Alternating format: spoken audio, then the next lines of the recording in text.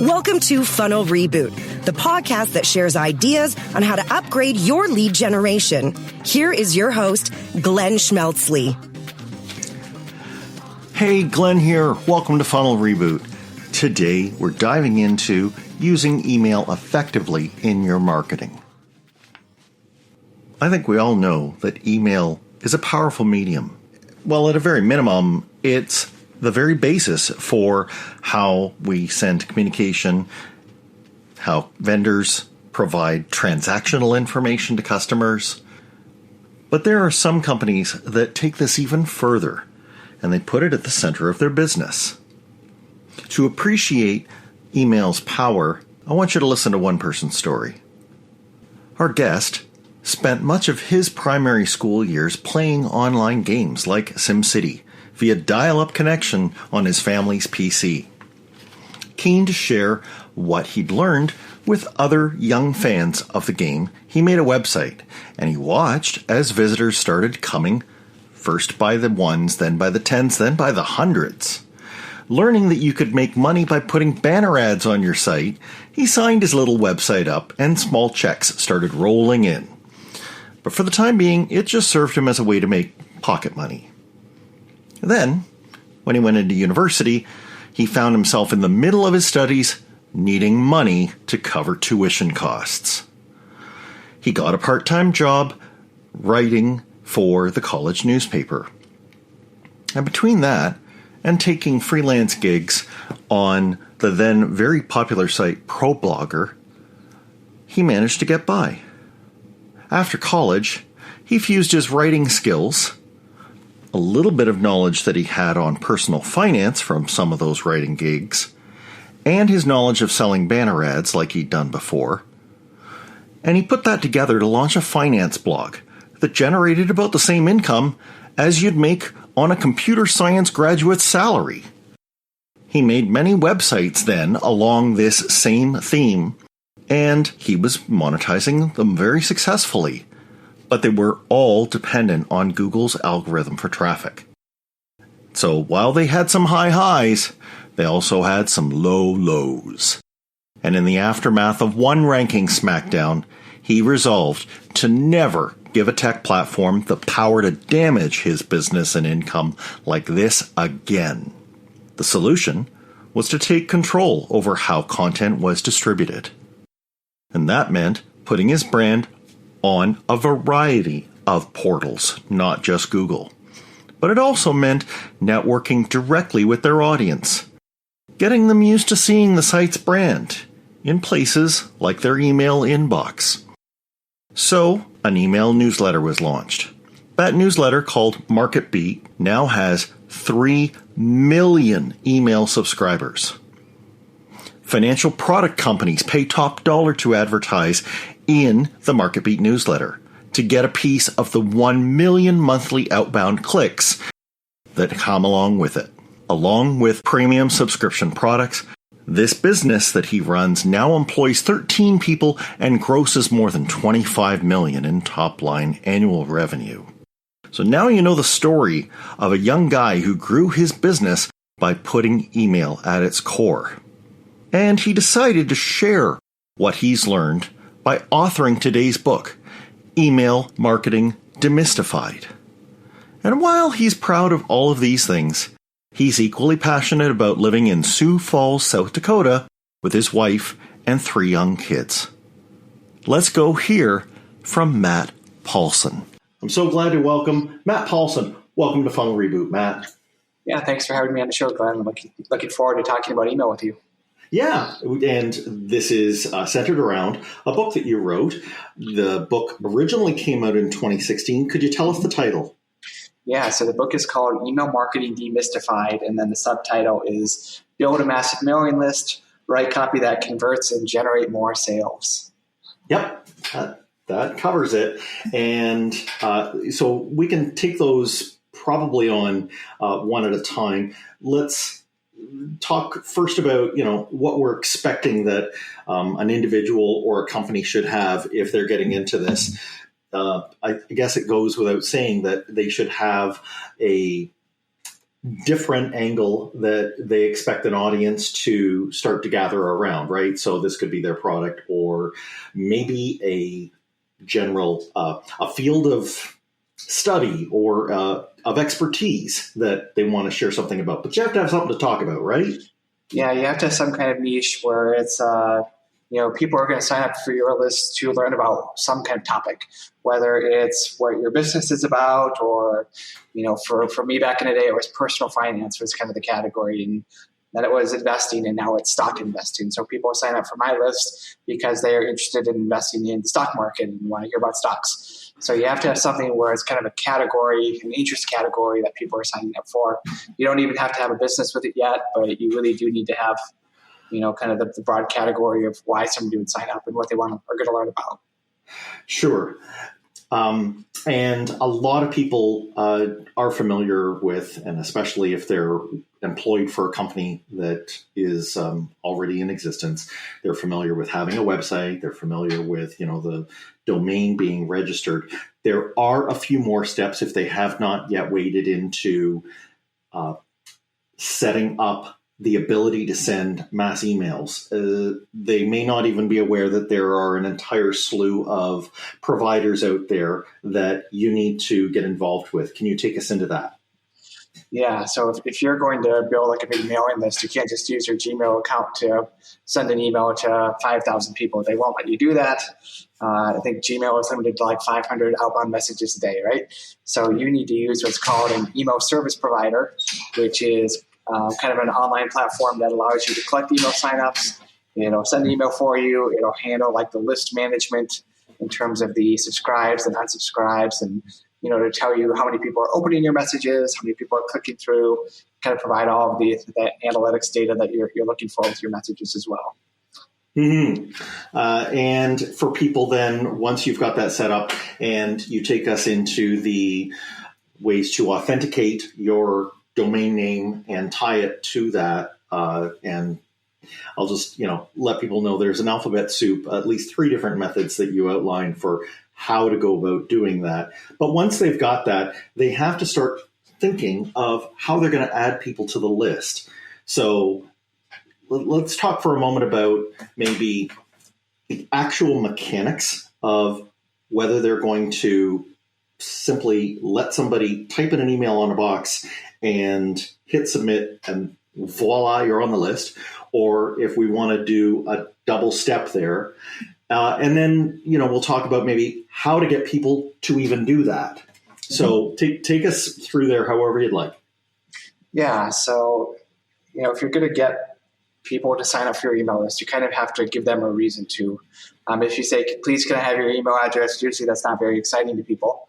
So typically what you do is you come up with what's called a lead magnet, and that is something that your audience might want. So say in investing land, maybe we have a list of 10 stocks that we think are going to go up next month. So we could say, have a form on our website that says, if you want our best stocks for May of 2022, enter your email address in this form and we'll send you that. And that's kind of the incentive for people to sign up for the mailing list. The website is certainly one way that you can, get opt-ins, but there's a ton of other ways too, and we can certainly dive into those as well.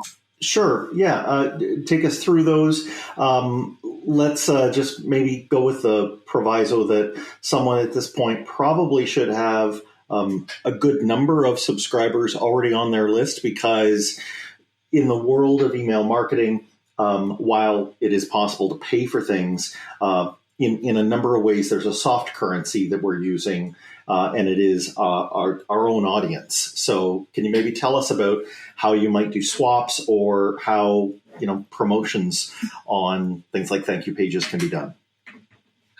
Yeah, there's a lot of different ways to get emails other than putting a form on your website and getting opt-ins. And it really depends on like how your business interacts with people. So, if you are, selling fruit at a farmer's market, people might not be coming to your website very often, but they are, going to come by your fruit stand. So maybe you have a paper sign-up form when they check out to get their email address. Mm-hmm. If you are interacting with people on social media, you're probably, you're going to need an entirely different strategy. You're going to want to promote your lead magnets on social media. So you're sending people from your social media pages to your kind of opt-in landing pages and get people to sign up that way. Just want to clear one thing up on lead magnets. I suppose this is something that we got a little spooked by with different legislation. So you mentioned the Can Spam Act in the U.S. In Canada, it's CASL. It's kind of casually known as CASL. But these gave marketers a pause around what they're supposed to do at the time of subscribing or of giving a lead magnet. The way you phrased it, I'm just interested in hearing if you kind of still hold this view, is that a person acknowledges that they are getting on your list in return for receiving a lead magnet download. Have we, is that the convention that seems to have gelled? Yeah, so typically what you'll say in your copy is enter your email address below and we'll send you our free report. And you'll also receive our weekly newsletter.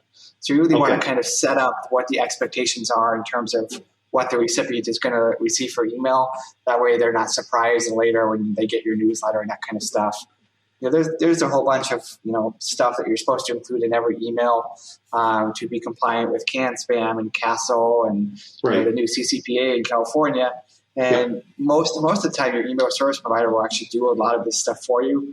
You have to have your physical mailing address at the bottom of the email and an unsubscribe link, and they want you to have a from name that's accurate. And if you sign up for MailChimp or ConvertKit or any of kind of the big email service providers, they do all this stuff for you already.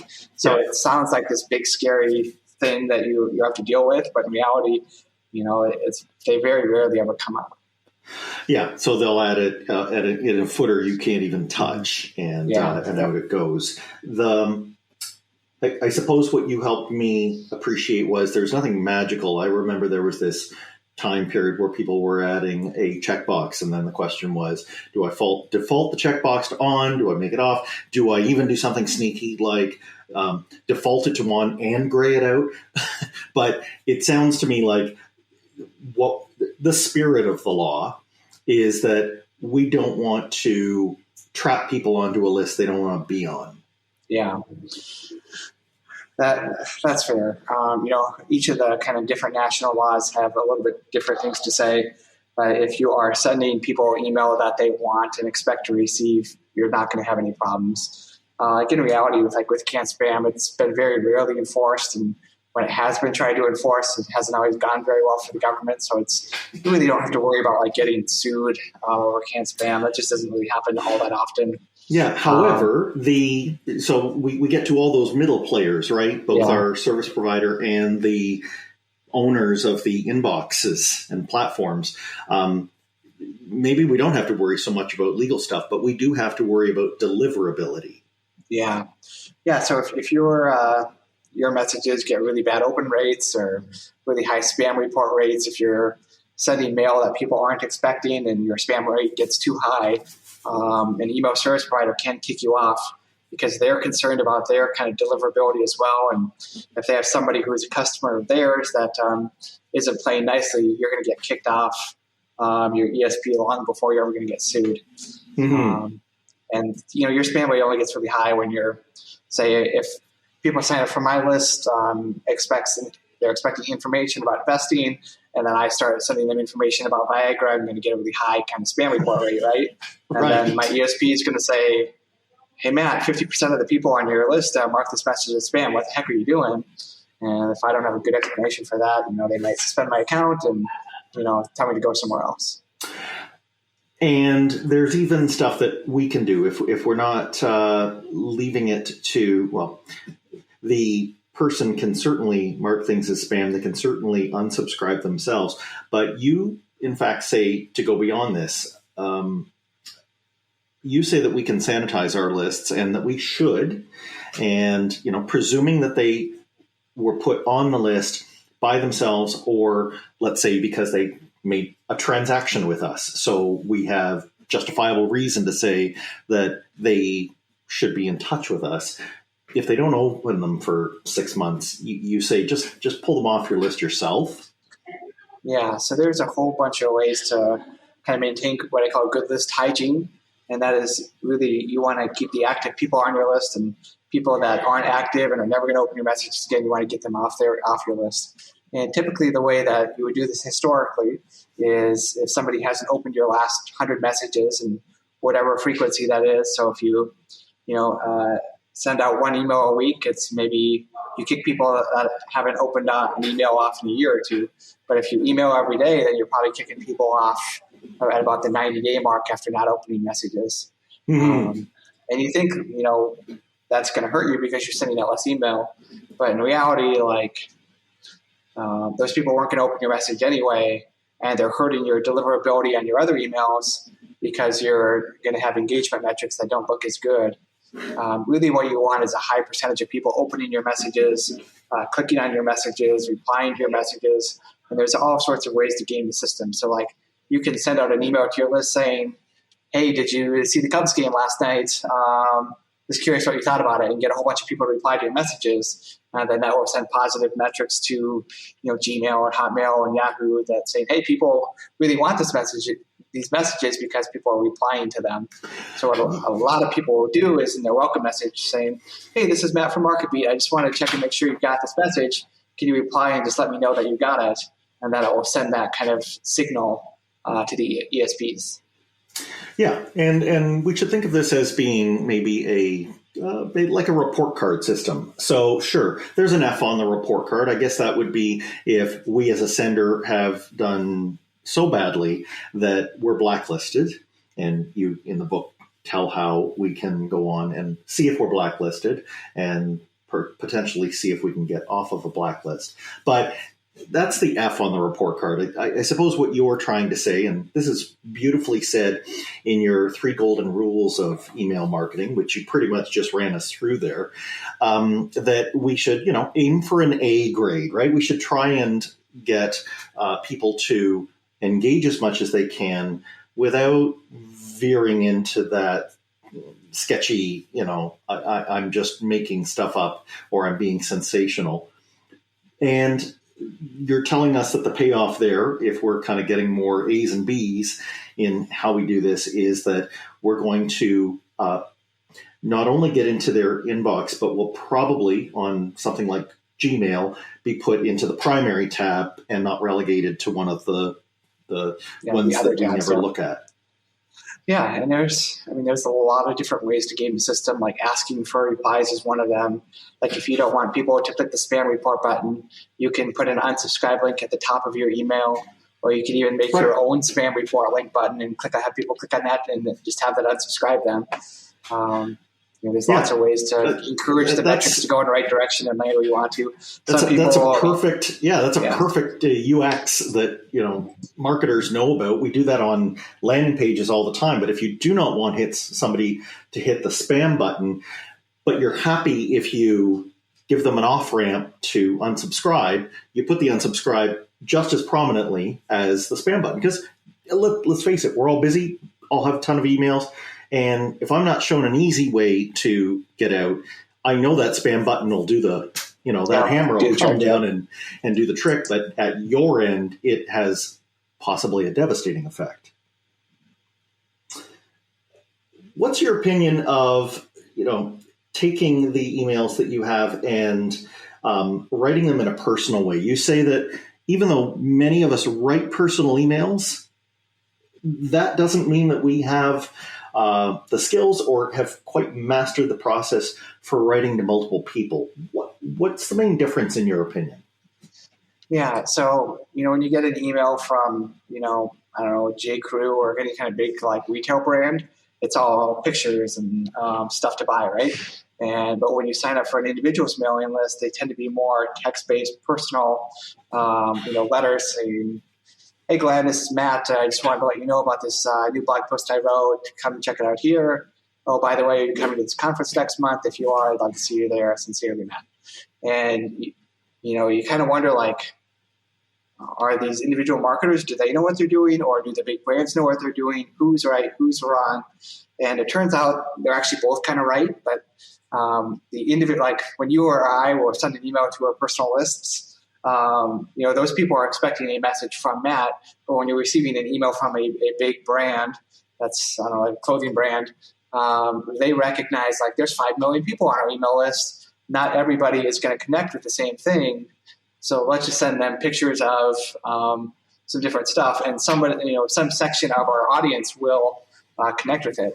So that's kind of what I figured out over the years is like, if you're a big brand, like your emails don't have to be that good, because no matter what you send, some of your part of your list is going to love it, and part of your list is not going to care.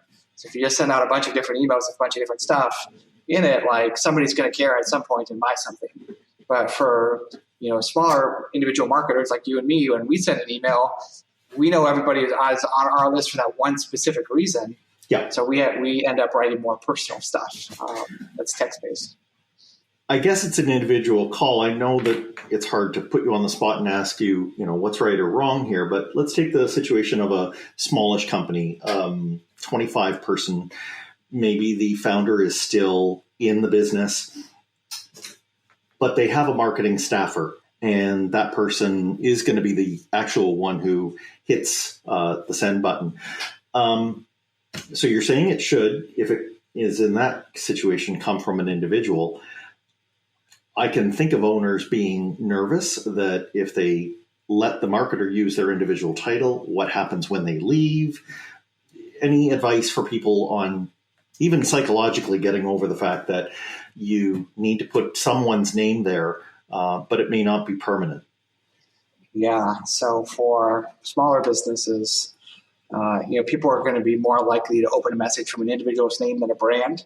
And if it's coming from a woman, it'll be opened at a higher rate than it's from a man, just statistically. Yeah. So what we do at MarketBeat, like we do send a lot of emails from individuals. So there are messages that come from me. There's messages that come from our VP of Business Development. His name's Will Bushy. Yeah. There's a gal named Rebecca McKeever who's on some of ours. So we have a few different names. And none of these are made up names. Oh, they're all real people. Rebecca is literally sitting right there. Great. Yeah. So, and we do this. I think there is a way to have our cake and eat it too, and that would be just modifying our header in the from to say, Glenn from Funnel Reboot. Yeah, absolutely. And I think maybe the key is just to use 4 or 5 different people. So if one of them leaves, that's totally cool. And then, the new person, their name can start showing up in emails too. It works for newscasts and other types of things. Yeah, a little ensemble, right? So you want people to like the brand and then like the individuals at the brand. So like we just hired a gal named Lacey a couple months ago, and now there's a couple of emails from her that have gone out, and people get used to hearing that name, and just kind of part of the mix after a while. Yeah. When it comes to writing it, one of the things you stress over and over, and you use many examples of this, is that you're writing about, you're writing from the vantage point of what they're interested in. And what they're interested in isn't you. All right, no offense. And the way that the subject that the email is talking about should be approached is, of course, how it's interesting to them. Mm-hmm. Yes, maybe an example or two of how you build that into your email copy. Yeah, I mean, it's never about it's always about you in terms of it's never about you, the author. It's about them, the recipient, and what they're trying to accomplish with their life, right? So if we know we have a lot of people that are in their 60s and 70s on MarketBeat's email list. So we talk about all they're concerned about is having money in retirement and having a steady income stream. So we talk to, we write as if we're writing to a 65-year-old male, because that's kind of who our demographic is in our messages. So we'll use a lot of you language, like say, dear whoever, we know that you're probably concerned about retirement and having a steady income to provide for you and your spouse during your retirement years. Wouldn't it be great if you had, $5,000 coming in every month? Here are some dividend stocks that, maybe can provide you just a reliable income stream. Check them out here. So it's trying to get in the head of your subscribers, understand what their wants and needs are, and then writing to them and saying, yes, this is about you. I understand your wants and needs, and here's how to solve the problem that you have. Right. Working backwards from there. Leaving aside situations where someone has a monetized newsletter, you recommend posting content that you've put in an email onto a website. And I'm interested in hearing, would like to know your take on, is this something that you recommend people do at the same time that the email goes out so that it can be crawled? Are we losing anything if we do that? Or is the sense of urgency that we could have created inside of read the email, is it there, or do we keep it exclusively within the email? Give me some of the considerations around that. So the reason you would do that is it provides a page for Google to find and index over time that hopefully will bring somebody to your website. That's why you do it. I don't think it really takes away anything from your email list to also put it on your website, because the reality is, like, most people probably aren't coming back to our websites every single day, right? Maybe they come once a week, once a month, and they're probably not going to see it on your website before they see it in their email. Probably not. So I don't worry too much about it. You do want to be a little bit picky about which emails you stick on your website. If it's something that's saying, hey, there's this event tomorrow, you should come to it, it's on Zoom, here's the link. Like, you don't want to put that on your website, but if you write a long, thoughtful opinion piece to your email list, you're kind of like letting it go to waste if you don't use it somewhere else. So I think that type of stuff where you're sharing your thoughts on a topic, like, you should stick those types of emails on your website for long-term storage, and hopefully they become content marketing pieces over time. Mm-hmm. And they can be put on your site. I've noticed, just with using some of the lower tiers of the general packages, that you may even find, if you Google it, that your newsletter is already being placed by the email service provider on, like a feed page. So you want to go into your settings and deliberately acknowledge if you do or don't want to do that. Yeah. So, like, I use ConvertKit for my personal email list, and they have an option where, like, you can put your email like on a public page that they manage, and then, like, say if you want to share that email on social media, you can do that. That can be a really easy way to do it. With a little bit more work and setting up some like custom DNS stuff, they can stick it on your website or on your domain name. I didn't bother to do that, but you can do that if you want to. Right. Makes perfect sense.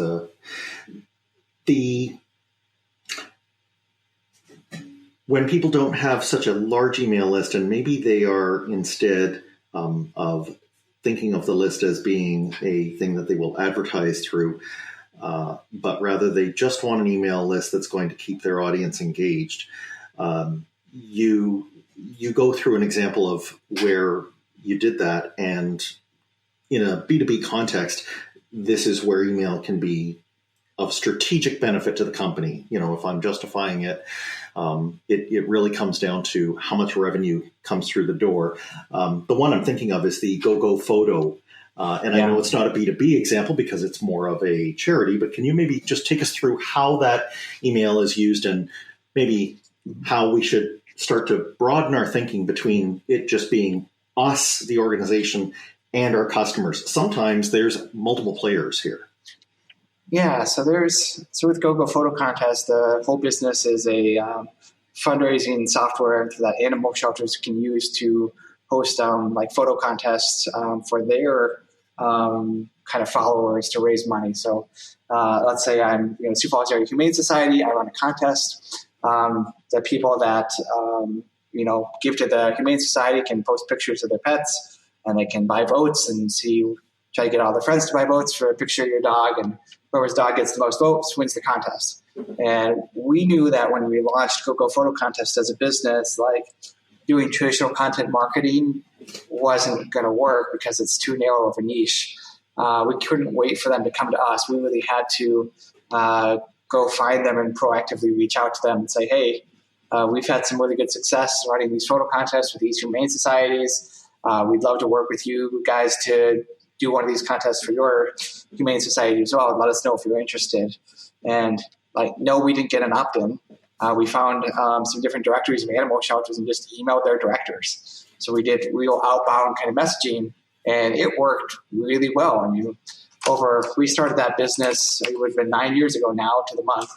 And we've raised, I got out of the business at the end of last year because I focused on Market Beat, and my two partners in it still run it. But we're up to $26 million for animal shelters raised over the last 9 years. Wow. So, it's hundreds of different animal shelters we've worked with. They all do a contest every year, and, it's worked out really well. But it was all just reaching out to people and saying, hey, we can help you. Do you want us to help you do this? Yeah, this is, I think, it's great, and, kudos to you, because animals in our community, this is something that we want to make sure that, we help people out, get homes found. It's really basic stuff. But we can use that same line of thinking for our businesses, and maybe playing with this gamified element, or this notion of we're a media property, and just like every media property looks out and it has readers, and it has, maybe we could call them stakeholders or supporters or sponsors and advertisers. The dynamics are still there. I've seen other examples of a company that wants to elevate its authority using the same kind of go-go photo contest idea, but it's around, here are the conferences that we really get value out of. Right, so they're speaking to their audience, but they're giving them something, and you better believe the event organizers are on board. I've even seen it with community groups that people want to help out, or even something dorky like what playlists we like to listen to while we're working. There's just so many, dimensions that you can go with, and I guess that's one thing about the email marketing that maybe we should remember is we can bring some levity to it. We can bring, even you encourage us to maybe try a bit of humor. Just be real. Yeah, if you could kind of become that trusted friend or somebody that you just love getting email from for your subscribers, that goes just a long way. Yeah, there's a newsletter in the crypto space that I really think is doing a good job called the Milk Road. So if you go check it out, but it's this kind of crypto NFT newsletter. It just has a ton of personality baked into it. They have, just for fun, they put a picture of the founder or the guy who created Ethereum at the bottom of every email, and there are always these funny photoshopped images of the guy named Vitalik. And it's just really entertaining to see the picture every day. So you go check the newsletter every day just so you can see what funny scenario they put Vitalik in for that day. And that's how you get people hooked on your content. You don't hook people with dry content. You hook them with your personality and your kind of unique take on things. Exactly. It brings to the fore the context in which your email is going to be seen. We have to remember that our email is going to sit, in between maybe something from their aunt, maybe something from their boss, maybe something from, a bunch of friends who were in a fantasy league with them. We have to be aware that they are always having to make a choice about what they're going to spend their time looking at. And as you say, if we kind of do something consistent, maybe funny, but at least consistent, that it's going to build a little bit of anticipation when our email shows up in their inbox. Mm-hmm. Absolutely. If people expect to receive it at 11 a.m. on a Tuesday every week, and right, the message doesn't come, you're going to get emails about that, and that's fantastic. Or hopefully you keep your schedule each week, and you see it in terms of opens, not in terms of hey, where is it? I want to maybe look at making the case for why a company would want to email their or do any of the list building things that you talk about when they've already poured their energy into an email list that they are using just solely for their own product. Let's say that they are, They guard their brand carefully. You do mention that you can certainly grow your list. You can maybe even monetize your list, but help explain to a company who has not yet thought of that why they might want to be open to working with other email lists and trying to, co-register or do some other things. Yeah, I mean, it's a matter of scale, right? You can be your own little pond by yourself and have people in there, and that's kind of your universe. Or like you can recognize that people tend to buy from more than one company at any given time. Like in our finance space, like I know that people are going to subscribe to MarketBeat. They're going to also subscribe to the Wall Street Journal. That doesn't mean they're not going to subscribe to MarketBeat. They're going to sign up for any number of like fintech tools like Mint.com. And they probably have a Vanguard brokerage account or a TD Ameritrade brokerage account. And it's because somebody signs up for TD Ameritrade or whatever. It doesn't hurt me in any way.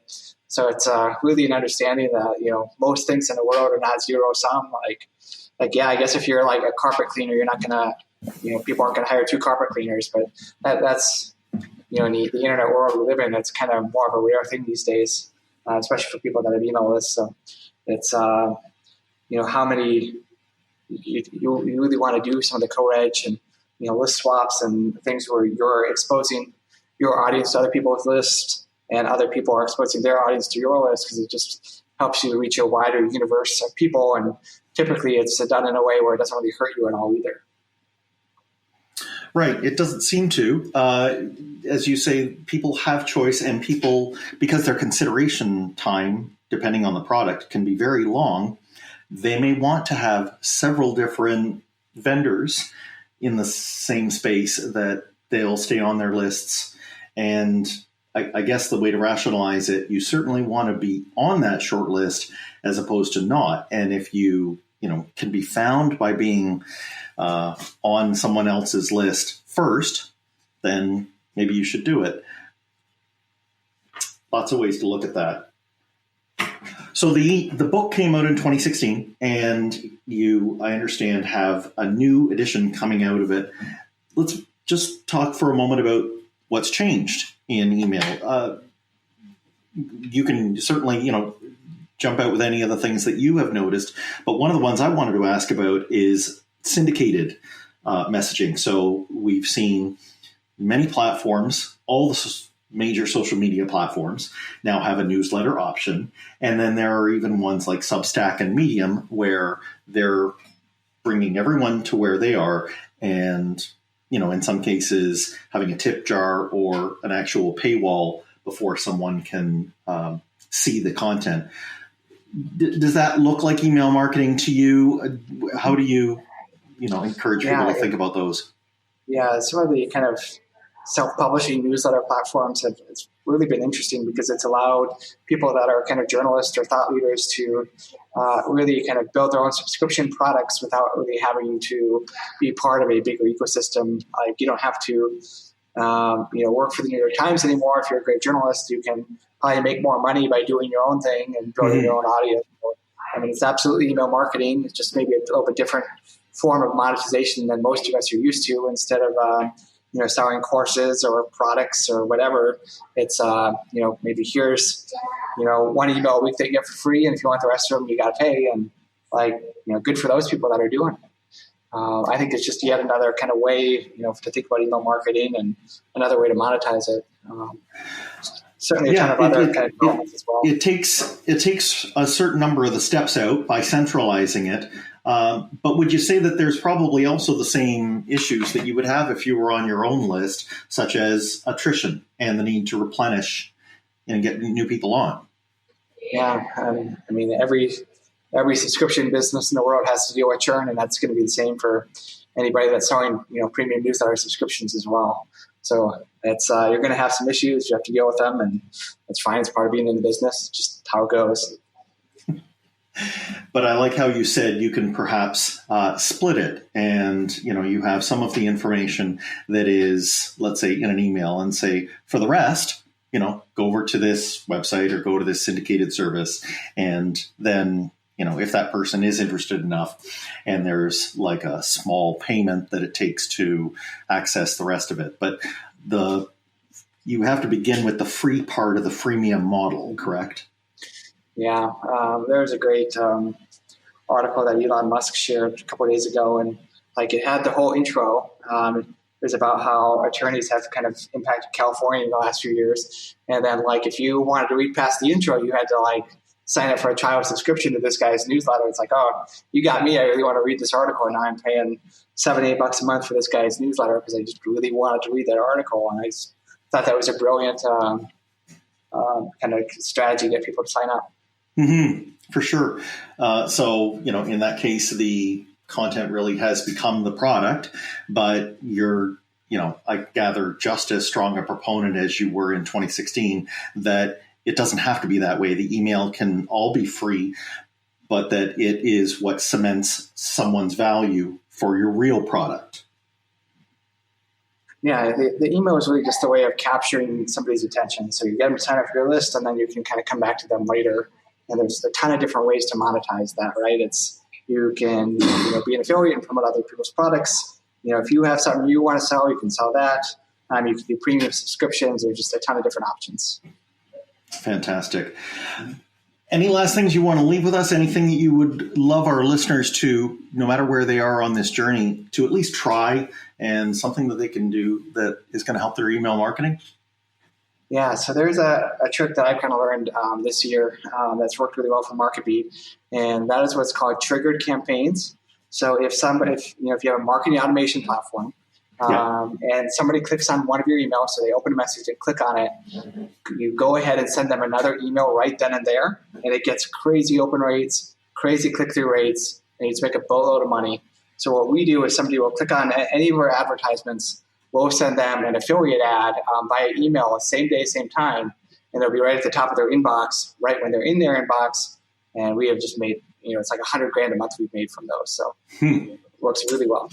Yeah, and so again, if they have a marketing automation software, normally I've heard this called like behavior trigger, right? Yeah, yep.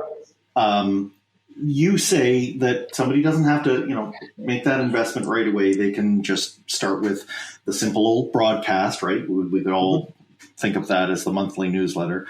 But then there's an autoresponder. You want to just maybe take a quick second and explain how an autoresponder is different from what you just described?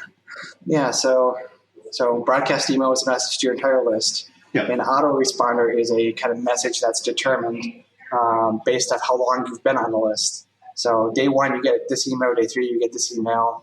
Day 5, you get this email. What I call a triggered campaign is when somebody takes a specific step, and usually that step is like opening another email or clicking on another email.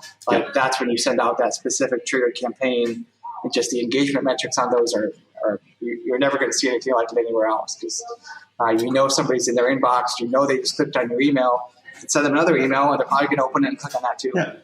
Or by the same token, if we play defense here, this could be someone has bought from you, so you exclude them from the regular emails, and they'll thank you for it, or at least they won't know any different, but they won't complain that you're berating them to keep buying from you when they've already done that. So we can use these tools in weird and woolly ways. The point is to pop them open and look and see what's in there. Mm-hmm. Yeah, you definitely don't want to send an email trying to sell somebody a product they've already bought. That's a great way to make people unhappy, especially if you're like offering a discount that they did not get when they bought. That's a great way to create problems. But you can do a ton of things with your email platform, and part of it's just going in there and trying it out.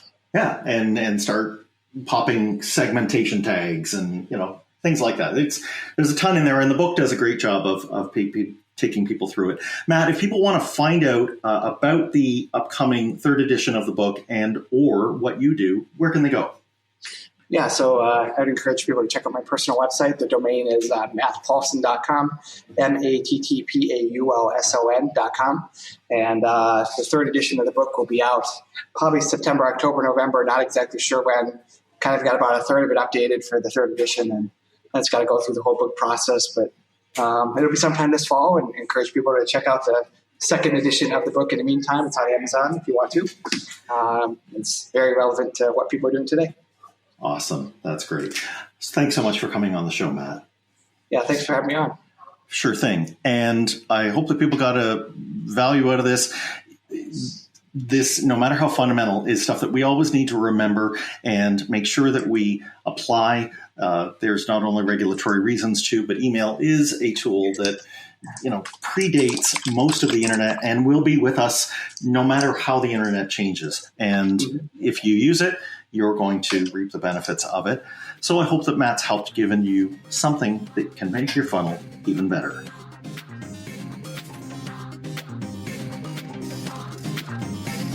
Thanks for listening. Follow the show on Twitter at Funnel Reboot. If you like what you have heard today, please consider leaving a review wherever you get your podcasts.